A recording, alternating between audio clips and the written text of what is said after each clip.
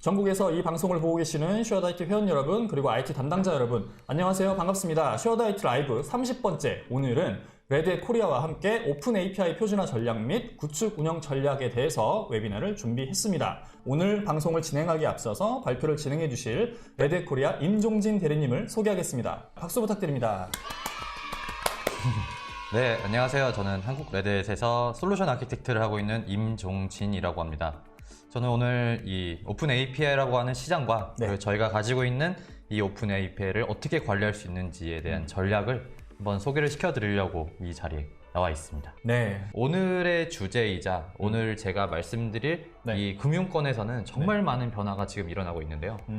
원래 기존에 저희 금융권은 금융지주사들의 위주로 거의 모든 비즈니스가 흘러갔습니다. 대부분의 이 은행권, 금융권에서 굉장히 뛰어난 능력을 갖고 계신 분들은 대부분 그 금융지주사에 계셨던 뭐 홀딩스 뭐 거의 이런데. 대부분 그런 느낌이었죠. 네네네. 네, 하지만 지금 현재 시장을 보면은 새로운 것들을 하고 싶어 하거나 아니면 새로운 비즈니스가 나오는 거는 대부분 토스나 뱅크샐러드, 카카오뱅크 혹은 이렇게 또 다른 제3의 이런 뉴 뱅킹에 대한 이런 비즈니스를 하는 업체들로 굉장히 많이 이동을 하고 있습니다. 기존의 전통적인 우리가 알고 있는 그런 은행들이 그런 말씀하신 비즈니스를 주도하는 게 아니라 제3의 업체, 새로운 신생업체들이 나와서 기존 그런 금융권을 위협하는 그런 서비스들을 들고 나와서 지금 되게 잘 하고 있는 상태네요. 그렇죠. 그럼 기존 금융권한테는 정말 큰 도전이 아닐 수가 없는데 맞습니다. 네, 그런 금융권들이 어떻게 대처해야 되는지 오늘 방송에서 나올 것 같습니다. 네. 그리고 두 번째로는 이 시장에서 심지어는 클라이언트라고 하는 저희 같은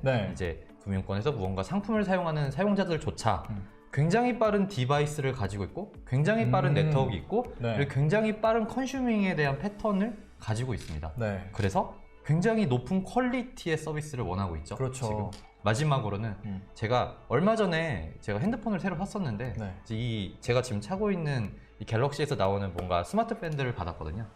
여기서 알아보니까 제가 들어있는 보험에 이 스마트 밴드에 제가 걸음수를 채우면 보험료를 할인해주는 이런 상품도 있더라고요. 이야. 그 이야기는 제가 가지고 있는 스마트 밴드의 정보가 그 보험사로 넘어가서 그 정보를 그들이 게더링하고 그 상품을 깎아줄 수 있을 정도의 채널이 정말 많이 늘어났다라는 것이 팩트입니다.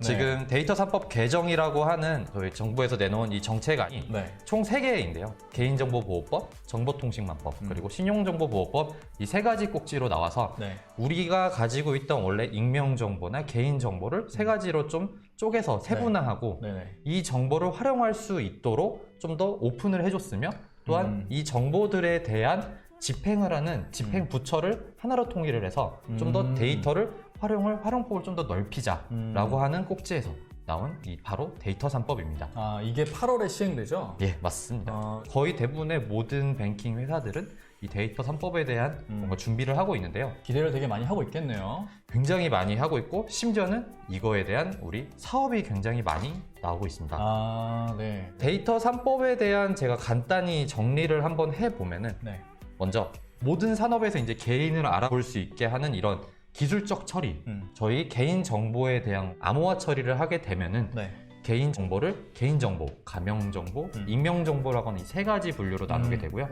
이 개인정보는 물론 지금 아직까지도 사용할 수는 없지만 가명정보와 익명정보는 개인 동의 없이 마케팅 혹은 제3의 업체로 이전을 해서 이 데이터를 사용할 수 있다라고 하는 것이 가장 큰 이 변화 사항이고요. 저의 개인정보가 비식별화된 상태, 그러니까 뭐 제 이름이 홍아무개야, 장아무개야 이런 식으로 알아볼 수 없게끔 비식별화 하면은 그 정보를 얼마든지 활용할 수 있게끔 이제 법이 개정된다라는 거네요. 그렇죠. 기존에 가지고 있던 이런 정말 제한된 이런 활용 범위보다는 굉장히 큰 범위에서 활용할 수 있도록 이렇게 확대된 법이라고 보시면 될 것 같고요. 그렇기 때문에 지금 현재 제가 방금 말씀드린 스마트 밴드 같이 이 비대면 채널이라고 하는 이 영역에서의 경쟁이 굉장히 활발하게 일어나게 되었고요. 그래서 이것 때문에 데이터 중심을 한 뭔가 오픈 API 혹은 오픈 뱅킹에 대한 사업이 굉장히 많이 나오고 있습니다. 그러면 최근에 얼마 안 된 것 같은데 뭐 예를 들어 제가 신한은행을 갖고 있는데 신한은행의 계좌뿐만 아니라 신한은행 앱에서 다른 많은 은행들의 계좌를 조회할 수 있게 한 게 이런 오픈 API의 힘.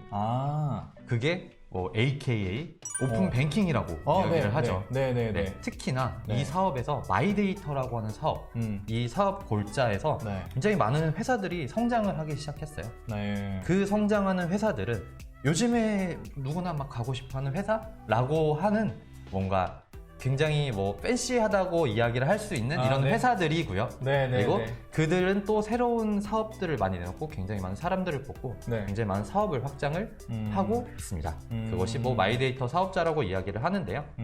사실 이들이 이렇게 빨리 성장할 수 있었던 계기는 네. 그들은 제가 알기로는 이미 플랫폼을 많이 구축을 해놓고 네. 이렇게 본인들의 데이터를 외부로 활용을 하고 외부의 데이터를 본인이 활용할 수 있도록 네. 플랫폼이 준비되어 있었기 때문이라고 생각을 합니다. 그러면 이런 기존의 금융권들은 아마 어느 산업보다도 이런 개인정보에 대한 어떤 양은, 보유하고 있는 양은 어마어마하게 많았을 텐데 훨씬 많죠. 그런데 법 때문에 활용은 못하고 있었지만 아니요. 분석은 다 하고 있었을 거고 네.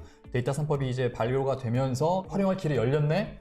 이제는 정말 그동안 준비해놨던 데이터와 자기네들의 플랫폼으로 마음껏 새로운 사업을 만들어내면서 사업을 할 수가 있겠네요. 그렇죠. 왼쪽에 보이는 이 투데이라고 하는 이런 트레디셔널 네, 뱅크에서는 네. 무언가 채널계에서 플랫폼을 거쳐서 데이터가 이전이 되는 게 아니라 네. 그냥 채널에서는 하나의 커넥터가 있고 이 커넥터를 이용해서 외부와 직접적으로 뭐 전용선이든 네. 아니면 전용망이든 네, 이런 네. 전용으로 된 무언가를 이용을 해서 통신을 했다면은 네. 지금은 오른쪽에 보시다시피 API 플랫폼이라고 하는 이 플랫폼을 이용을 해서 네. 데이터를 유출을 하고 데이터를 소비를 하게 되고요. 그거를 제 서드파티 회사 혹은 서드파티 서비스들과 네. 함께 뭔가 정보를 좀 더 활용을 할 수 있는 영역으로 발전을 했기 때문에 그럼 네. 기존에는 은행들이 가지고 있는 데이터들이 폐쇄적이었다면 네. 이제는 개방적인 상황이 된 거네요. 그래서 기존의 뱅킹, 레거시 뱅킹이라고 하는 뱅킹 회사들과 네. 그리고 점점 떠오른 이 누비즈 뱅크 네. 이 두 가지 모두 그러니까 금융권 시장 모두가 이런 네. 오픈 플랫폼이라고 하는 새로운 사업과 플랫폼을 찾아보고 있습니다. 관심을 가질 수밖에 없겠네. 네, 그렇죠. 오픈 플랫폼이라고 하는 것의 가장 중요한 점이 4개인 것 같아요. 네. 첫 번째는 그들이 가지고 있는 애플리케이션 자체를 좀 더 가볍게 만들고 네, 그리고 그렇죠. 좀 더 현대화해서 그리고 클라우드 네이티브한 애플리케이션을 만들자라고 하는 이 골자에서 많은 이런 애플리케이션 서비스들이 변화를 하고 있고요. 기존의 그런 서비스들을 좀 더 스마트폰에 최적화된 그런 UI, UX로 간편하게 쓸 수 있는데 네. 이쁘고 사용성 좋게 그렇죠. 그리고 가볍게 만들어야 빠릿빠릿하게 돌아갈 거니까 그쵸? 네. 그런 거를 말씀을 하시는 거죠? 맞습니다. 네. 더 심지어는 이거는 소비자의 입장에서가 아닌 네. 이거를 운영하는 운영자, 그러니까 운영자 TCO 입장에서도? 관점에서도 그렇게 가볍게 만들고 네. 뭔가 확장성 있게 네. 이 애플리케이션 만들면은 네. 그들이 가지고 있던 문제점인 TCO, 운영비 절감이라고 하는 이런 목표도 달성할 수 있게 되었죠. 네. 네, 이렇게 가볍게 만들어진 애플리케이션을 컨테이너라고 하는 네. 굉장히 경량화된 유닛에다가 네. 우리가 탑재를 시켜서 네. 확장성을 증대를 시키게 되었고요. 네. 또한 이 컨테이너라고 하는 새로운 기술을 관리를 하기 위해서 관리 툴과 그리고 자동화 툴들을 네. 가져오기 시작했습니다. 마지막으로는 이렇게 좀 가볍게 만들어진 애플리케이션을 외부와 연결을 하기 위한 뭔가 분산 처리된 커넥트를 만들어주는 것이 이 4가지 이 필요 요소라고 이야기를 했는데요. 네. 그래서 네. 저희는 이런 4가지 오픈 플랫폼이라고 하는 이 사업 골자에서 레드햇 인테그레이션 스택이라고 하는 이 네, 스택으로서 저희 많은 서비스를 제공하고 있습니다. 네. 먼저 간단하게 말씀을 드리면은 레드햇 퓨즈 그리고 ANQ, 3스케일이라고 하는 이 전체 미드레어 이 스택으로 저희가 API를 만들고 API를 관리하는 영역으로 가지고 있으며 네. 그 밑단의 플랫폼으로 오픈시프트라고 하는 컨테이너 매니지먼트, 네. 엔터프라이즈화된 쿠버네티스 플랫폼을 이용을 해서 네. 관리를 하고 있습니다. 심지어는 이런 API를 개발을 하거나 저희가 데브옵스향 혹은 MSA향에 대한 개발을 하기 위해서 저희가 가지고 있는 디벨로퍼 툴들인 다양한 랭귀지들 그리고 웹 아이디 그리고 WAS라고 하는 애플리케이션 서버 네, 그리고 네. 마이그레이션 툴 등을 저희가 제공을 하고 네. 전환을 하시는데 훨씬 더 쉬운 전환을 하기 위해서 저희가 많은 서비스를 제공을 하고 있습니다. 쉬운 전환이라 하시면 기존의 어떤 별도의 그러니까 레드 기반이 아니라 별도의 어떤 오픈 플랫폼 아니면 자기네들만의 자체적인 그런 데이터를 활용하기 위한 플랫폼을 갖고 있었는데 네, 그거를 레드햇 기반의 오픈 플랫폼으로 전환하기 위한 도구들을 이렇게 다 제공을 해주신다. 맞습니다. 플러스 아예 새롭게 구축할 거야. 그런 어떤 2가지 관점에서 네. 레드햇 솔루션을 활용할 수가 있다. 맞습니다. 라는 걸로 이해하면 될 것 같습니다. 이제 저희는 이렇게 인테그레이션 아키텍처를 제공을 해드리는데 네. 그러면은 과연 인테그레이션 아키텍처라는 것이 무엇인가에 대한 이야기를 한번 해볼 건데요. 통합적으로 알아서 잘 해줄 것 같은 그런 네이밍이긴 한데. 그렇죠. 네. 이 인테그레이션이라는 하는 단어 자체가 좀 요즘에 저희가 많이 이야기하고 있는 단어 중 하나인데요. 기존에는 이 통합 아키텍처라고 하는 아키텍처가 정말 오래됐습니다. 거의 20년 정도 된 이런 아키텍처링을 말을 하는데 기존에 지금 IT 종사자분들은 굉장히 EAI나 ESB라고 하는 이 두 가지 단어로 익숙하실 거예요. ESB 정말 익숙하실 것 같아요. 네, 정말 많이 익숙하시죠. 그래서 이 ESB나 EAI를 구축하는 형태를 보면은 먼저 첫 번째로는 정말 P2P, 이 서버 투 서버 혹은 서비스 투 서비스로 그들 간의 데이터를 주고받는 이 첫 번째 방법이 있었고요. 두 번째는 가장 많이 구축을 하시는 중앙화된 무언가. 이게 제일 많을 것 같은데요. 허브 형태. 그렇죠. 스타나 버스 토폴로지를 이용을 해서 중앙화된 우리가 EA나 ESB 서버를 두고 각각의 서비스들을 연결을 해서 그들 간에 통합을 하는 것. 이게 가장 많은 구축 방법 중 하나였고요. 세 번째는 이런 서비스들을 외부로 유출을 하거나 소비를 하는 회사일 경우에는 이런 B2B 형태 그리고 그 가운데다가 무언가 인테그레이션 스택을 놓고 데이터를 주고받는 형태로도 많이 구축이 되었습니다. 지금까지는 그렇게 통합 아키텍처를 가져왔는데요. 근데 이거는 기존 형태의 인프라스트럭처, 저희가 이야기하는 레거시라고 하는 인프라스트럭처에서는 그렇게 구축이 되었지만 지금은 대부분의 회사가 본인들의 DC를 좀 더 줄이고 무언가 클라우드 향으로 많이 이전을 하고 있고요. 그리고 가지고 있는 이 DC에서도 무언가 표준화되어 있던 뭔가 거대한 서버가 아닌 각각의 우리 컴포넌트별로 쪼개서 뭔가 HCI를 도입한다든지 프라이빗 클라우드를 도입한다든지 컨테이너를 도입한다든지 쓰임새가 있는 이렇게 분산화된 뭔가 인프라스트럭처를 만들기 때문에 그들을 하나로 만들 수 있는 이런 하이브리드 형태의 플랫폼이 필요하게 되었습니다. 오히려 예전보다 지금이 더 인프라 환경이 복잡해진 것 같아요. 훨씬 더 많이 복잡해졌죠. 옛날에는 그냥 데이터 센터에 있는 그런 서버들만 관리하면 되는데 지금은 관리 포인트가 너무 많이 늘어나서 많이 늘어났습니다. 클라우드 생긴 다음에 오히려 더 골치 아파졌다는 분들도 되게 많고 맞습니다. 그래서 지금 말씀하시는 이런 통합적으로 관리해줄 수 있는 플랫폼이 되게 중요해 보입니다. 네, 맞습니다. 그래서 이거를 기존에 저희가 가지고 있던 이런 아키텍처, 통합 아키텍처 ESB와 지금 현재 저희가 이야기하고 있는 인테그레이션, 즉 API 매니지먼트가 무엇이 다른지에 대해서 간단하게 말씀을 드릴 건데요. 먼저 ESB라고 이야기하는 기존의 통합 아키텍처에서는 통합하고 그냥 외부 노출, 뭐 간단한 커넥터, 뭐 한두 개의 커넥터들만 이용을 해서 외부 노출에 이런 중점을 뒀다면은 분명히 안정성이 정말 중요했겠죠. 그러겠죠. 그게 제일 중요하겠죠. 그럼요.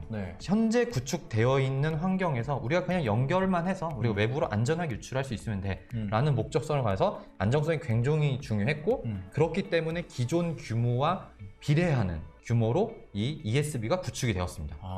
그러면 외부에서 연결을 하는 그런 서비스가 늘어나면 늘어날수록 이 중앙에서 관리해야 되는 ESB의 인프라는 선형적으로 늘어날 수밖에 없네요. 맞습니다. 그 커넥터가 늘어날 수밖에 없고요. 그거는 즉 라이센스 피해에 대한 증가와 인프라 피해에 대한 증가까지도 분명히 생각을 해야 되는 원래 기존의 환경이었죠.